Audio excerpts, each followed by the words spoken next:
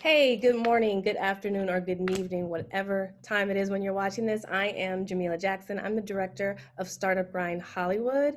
And today I'm going to be talking to a change maker in the film and television industry. My guest she's been recognized in the Grio's Black Women Amplified. She's been recognized by MSNBC's Women in Charge, Cablefax's Most Powerful Woman list in 2021. So without further ado, ladies and gentlemen, please welcome my guest, Keesha Boyd. She is Comcast Executive Director of Multicultural Film and Television. Hey, Keesha, how are you Hi, today? Jameela. I'm great. I'm great. Good to see you. Good to see you as well. I'm like, I'll do our virtual. Whoa, this Yes. sounds so wild. Round of applause. Yeah, so thank you again for being here with us today. Tell us a little bit about, I mean, I know that, you are making some serious moves. So please do tell us a little bit about your background and kind of what brought you to Comcast. Yeah. Well, it's funny. I have an interesting background, Jameela, because by trade, I'm a psychotherapist, organizational psychologist. So I was one of those people in the beginning who said, I'm going to hang out my shingle, see clients, and corporate America is never going to see me. And here I am, over 10 years later, well established in corporate America. So I sort of took a little bit of a circuitous journey where that's concerned. But the interesting part is, the sort of discipline of psychology and so forth was all about process improvement and relationships and interpersonal sort of understanding and insights and those kinds of things. And and what is entertainment if not the sort of magnification of relationships and dynamics of people and culture and so on and so forth. And so my background is sort of a focus on people in psychology in that regard, and but my program also focused on race, culture, and cultural identity. So that's something that's always sort of been a part of my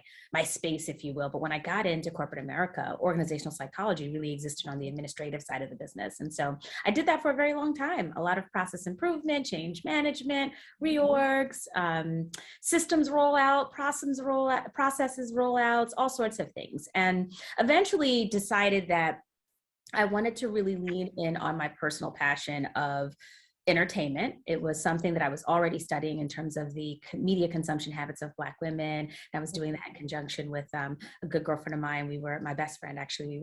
We stood up a digital magazine focused on Black women and giving them sort of snippets of entertainment culture and information as they were trying to sort of navigate corporate America. And this was sort of the break and the entertainment kind of the plug, if you will, on all things entertainment for Black women. And that was really where I started to kind of lean in, and then eventually decided, all right, well, is there a world where I can kind of take that interest and that passion and marry that with where I am from a corporate perspective? And as it happened, Comcast was just starting to get into the multicultural space. And at that time, what it meant was really leaning in on Spanish language content. And so I asked, how about Black audiences? And that was at a time when a lot of brands sort of just saw our audience as, general market, which for all intents and purposes, we are, right? We are general market, but at the same time, we're also a very explicit and very nuanced culture. And so in that regard, we're very much bicultural, and there's more than meets the eye when it comes to our audience. And you're probably, as a brand, leaving something on the table if you're not looking and targeting and super serving us as an audience. And so that's really the impetus for my role, was sort of helping the business to understand this consumer and how we might be able to better serve them through something that the audience already decided was important to them, which was entertainment and content creation. Absolutely. And, honestly, entertainment is a tough business. So I think that you will actually have a chance to put your psychologist background to work, right? For Um, sure. yes, it's definitely internally and externally. I'm sure, we definitely need that to be able to function in it, and then also deal with all the different type of personalities. So, Yeah. I'm glad that you took that journey. It's going to be useful either way. Either way. But I definitely want to get into what is so exciting, that we're talking today. Congratulations. I want to say it's your baby, it's your brainchild. You kind of, hinted at it a little bit, but congratulations on the 1 year anniversary of the Black Experience, which launched last February. Yeah. So Thank you for just Thank thank you. you for that gift. Thank you for bringing that to us. And as your, your brainchild, since you're the one who came up with this idea of this full initiative, please do give us a little insight as to what was going through your head. Like, why now? You told us a little bit, but why now? It's like it's very timely, and we know, but I want to hear from your perspective. Yeah, so I'll say this. I lead a team who's tasked with essentially being the voice of Black, Latino, Asian American, and international consumers across our video platforms. Our job is to understand these audiences and find ways to super serve them through their, video and entertainment and content spaces, right? Mhm. And we were doing that for all intents and purposes. We were doing a lot in the way of curation and working directly with the networks and studios as they were rolling out content and so forth. We And have the largest collection of curated Black film and TV. So, yes, the largest independent, and that's because our platform allows us to aggregate across a variety of different providers all at once, as well as to add our own content that we license directly to the platform. So I say all that to say, as a team, our job was to figure out how to continue super serving the audience, and we got to a point where I just sort of said, you know what, I think there's more that we can be doing. And that's when kind of the idea for Black Experience as a channel was born. The idea was, how can we leverage the depth and breadth of our huge video platforms that are in millions of households across our footprint to essentially amplify emerging Black creators, right? And create a space for them to be seen, potentially be discovered, right?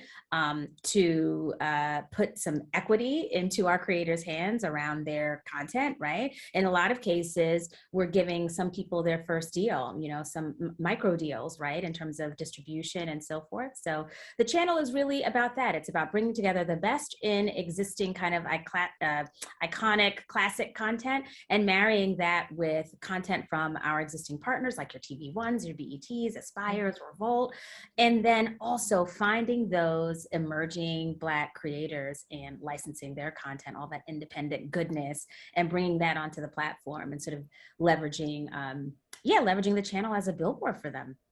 so when you say finding those Black creators, because that seems to be, the problem. I don't want to say problem, but just there's a gap there with some people who say that they do want to work with multicultural, creators, but they don't know where to find them. So tell us about your process. How are you finding, these creators? Is there a submission process? Are you guys holding, pitch, contests, or how do they send it in? How do they connect with you? Yeah. So I'll tell you how they connect, but I'll start first with our process. To be honest, there are so many amazing Black creators in the film festival circuit, and specifically in the Black film festival circuit. And what you hear about is studios shopping Sundance and Cannes and Tribeca, and those are all amazing, amazing major film festivals, right? In But South not by every Southwest also, I just left and there. So, yeah. exactly, South by, the Toronto International Film Festival, lots of really amazing big festivals, and they're highly competitive, and they're tough to get into, as well they should be. And then you have film festivals that are culturally sort of targeted, if you will. Some of the top Black film festivals, Latino film festivals, like American Black Film Festival, the Pan-African Film Festival, Urban World, Bronze Lens. These are all amazing sort of repositories for Black creators. They are there, they are alive and well. These films are amazing. And what's interesting is you don't often see major studios shopping our festivals. So when you hear, okay, we can't find creators, where are the emerging creators? I just watched a whole week's worth of Right. emerging creators. They're here. They're right here. Yeah, they're on YouTube too. Yeah, they're on YouTube Honestly, too, yeah. right? But you have to be, you have to kind of be out in the mix. You have to be, you have to show up. You have to be watching that content.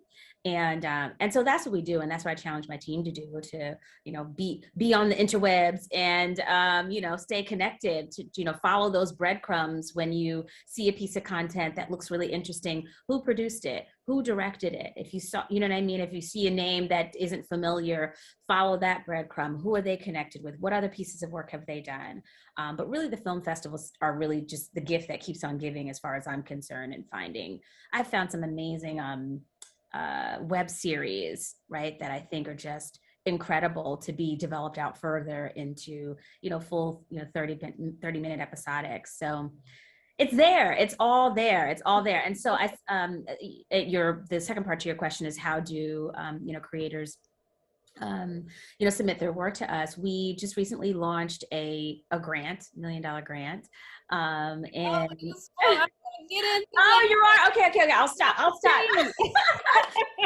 So here's what I'll say. We start by shopping the festival. So if you are a person, if you're a creator who's gotten your film into one of the film festivals, or you've applied, right, and your film was selected, or you have a relationship with the film festival in some way, shape, or form, that's a great way to get seen by me and my team. Okay, so you guys have a presence there. You have, is it like a booth, a table where people come up and talk to you, or? Yeah, we've done activations. We partnered with our NBCU side of the house. So sometimes NBCU will bring a piece of content. If it's a new Jordan Peele film or a new Will Packer film or something like that, we'll be there in support of that. And I'm usually just walking the floor. I'm there watching films. Well, here she is, ladies and gentlemen. This is her, so look out for her if you see her walking around. And speaking of that, I'm sure there are people that approach you, especially when they're very passionate about their work, and sometimes they don't really know how to hold back. They'll just stop you on the street. Hey, look at my film. I think it's the same thing with music. Hey, listen to my mixtape. Right. So what's some advice on the best ways to kind of work with you, or an approach, that works, that could be effective in getting your attention? It could be anything down to the materials that some of these creators have, how you present it. Just tell us a little bit about what's attractive, to you, and what gets your attention when it comes to working with these creators and filmmakers. Well, you hit on a really important one, which is materials. When it comes to pitching, if you're pitching an idea that you're looking for funding for, having your materials together is really, really important. And by materials, I mean, you should have a couple few page, long deck, right, that explains kind of the overall concept. What's your log line? Do you have any talent currently attached? If so, what makes them strong talent, right? Do you have a producer or director already attached? Is it a packaged project, right? Do you have a team kind of already together?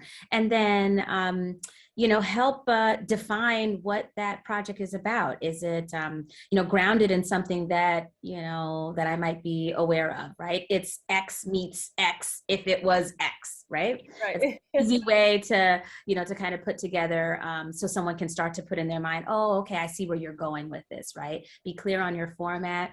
Have a sense of what your budget is. That's important too. It shows that you've, the level of experience and expertise that you have. And even as an emerging creator, you still need to do, a little bit of homework on the, economics of putting together your project and what it could look like, because that's one of the first questions. If you make it past the pitch stage in terms of, wow, this is a really strong idea, the very next question is going to be, all right, what's your budget? How much do you need?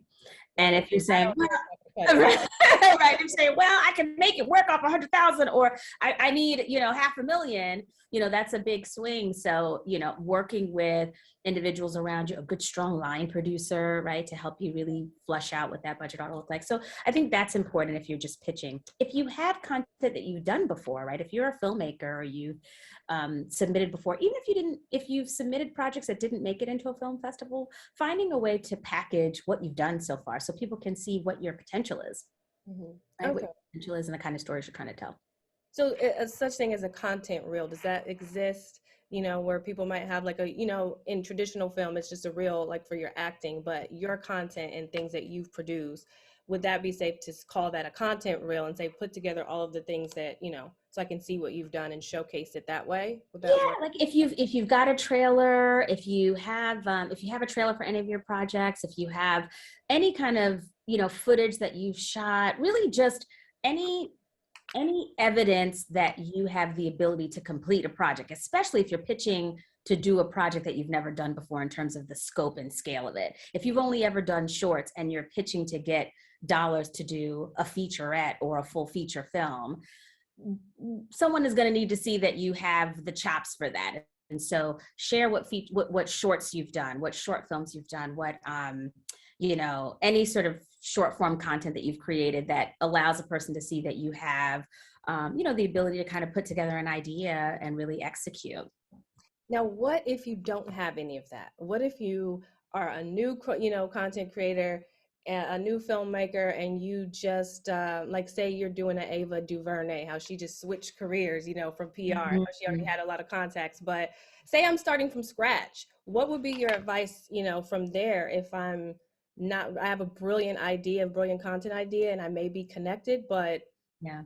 I just don't have the background for it. I've never done anything. What would you Sure. tell me or tell another creator in that Well, I would say the same thing that probably most people tell writers, people who say, oh, I want to write a book, but I've never written anything before. The first thing to do is to start shooting. Pull out your phone, start putting together some content, even experimenting in the social space. You can leverage reels and those sorts of things to just experiment with putting together a story of some sort to get a sense of your feel and your eye for what works together and what creates a story.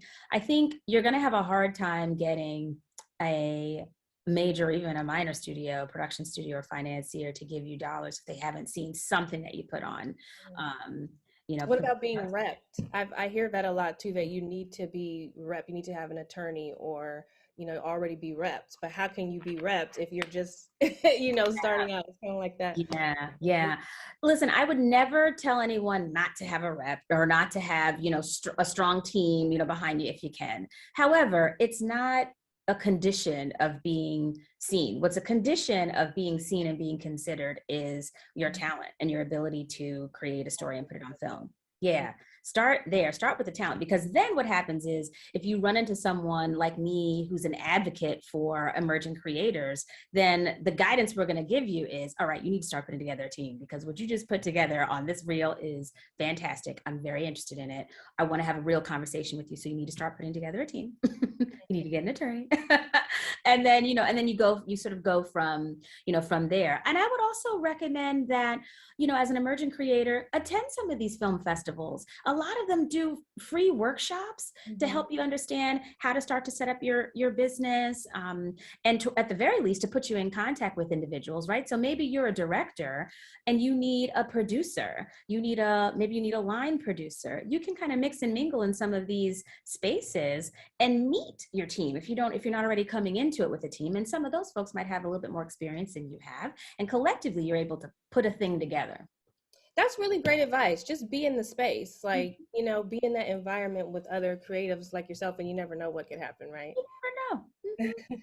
And so you kind of, we kind of mentioned this about the grants, and I really, I I was like, jumped the gun. I jumped the that's gun. for last, but you guys know that there's something big that we're about to talk about right now. But what leads me into this, and it just kind of tells me a little bit about your personality, your passion for what you do.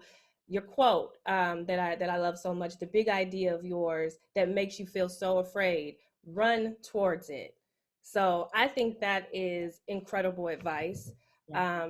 So tell us a little bit about, I have a feeling that this is kind of what, your mindset, just talking to you when you came up with the idea for the grants. This is incredible, everybody. So I want her to tell you about the new initiative that they're launching, grants, $1 million in grants for filmmakers. And they're not being stingy because they're going to, distribute that among Yes, yes. 100,000. Yes. We're divvying it up. Yeah, we're divvying it up. So the Black Experience on Xfinity Channel is, as I said, it's all about platforming and amplifying emerging Black creators and giving them a space, to get their first deals and hopefully go on to, do bigger and better things. And as we were turning the corner on our 1 year anniversary, we thought, okay, well, how do we celebrate that? What's a good way to celebrate a 1 year anniversary? And in my mind, the best way to celebrate is to invest even further, right? Because that's the whole point of the channel. It's not about celebrating ourselves as a brand. It's about celebrating this community and the storytellers of this community. And ultimately, my personal passion, which is creating economic equity for historically, underrepresented, communities of color in the entertainment space, right? So the idea here was, all right, at the 1 year mark, let's give away $1 million. And so we'll break that down into 10 $100,000 grants. We have a website that people can visit. It's xfinityblackexperience.com. There you can put in your email address. And when you put in your email address, what will happen is when we release all of the criteria for the grants and open the submission window, you will get a email notification to come back to the site and read up on the criteria. Fantastic. So we'll give you a notification. You'll know when the grant submission window opens and what the criteria is. And we're really excited. We're putting together a jury as well. So the jury will be both internal, having some, Comcast, NBCU folks on it, as well as some external folks. So the good news is, qualifying projects are going to be seen by, a community of executives who are interested in looking for, young emerging creators with a voice and something to say. So I'm really excited because for me, this whole initiative is really just about giving back, to the Black creative community that continues to give so much to the world at large. We're such creative people. I'm excited I'm excited because I'm sorry, not Black, but Startup Grind. Change it to a Black Startup Grind. No. It's right. But Startup Grind Hollywood was created with the focus of creators and people that are in entertainment at the intersection of tech and entertainment. So our audience is, especially going to love this, but everyone, definitely will love this. So why don't you tell us really quick? My last question was, what types of content, or are there categories of content, or is there anything that you would like to see more of that you feel, you need more? Because I don't think we need another slave movie. I'm like, we're good on those. Yeah, we're good on those. There's a lot of voices out there that need to be heard. So what kind of narratives are you guys looking for? Or yeah, there's so much diversity in our community and so many stories that have yet to be told, right?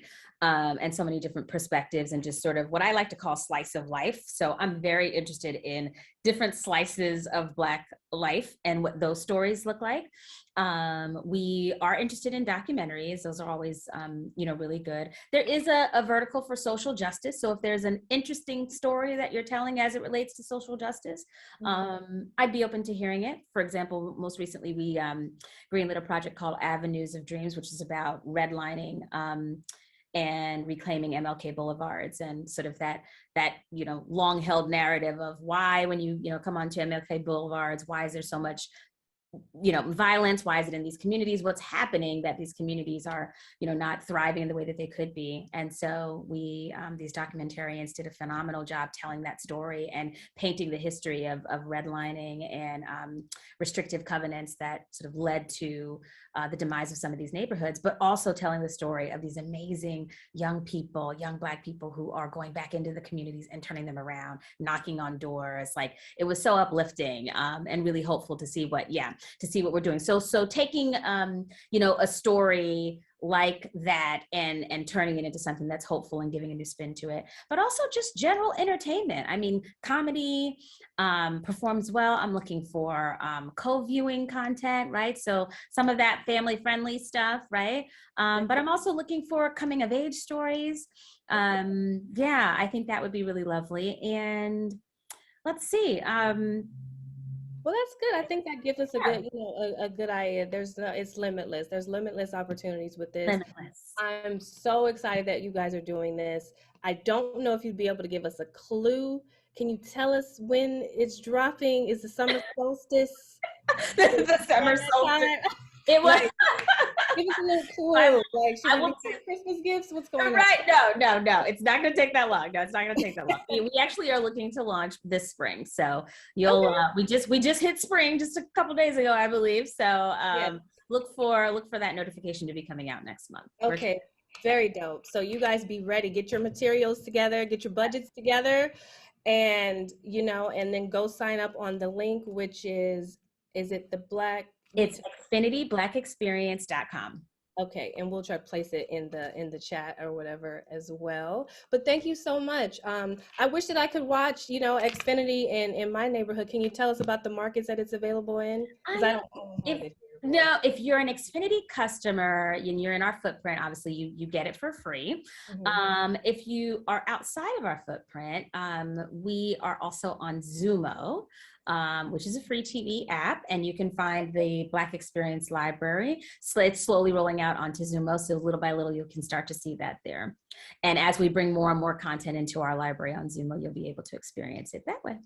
Awesome. Well, thank you so much for bringing this fantastic program to the forefront. Thank you for creating these opportunities. You are going to change, I'm sure, so many lives. And thank you again for being here with us today, Keesha. We look forward to seeing who's going to, take home this $1 million.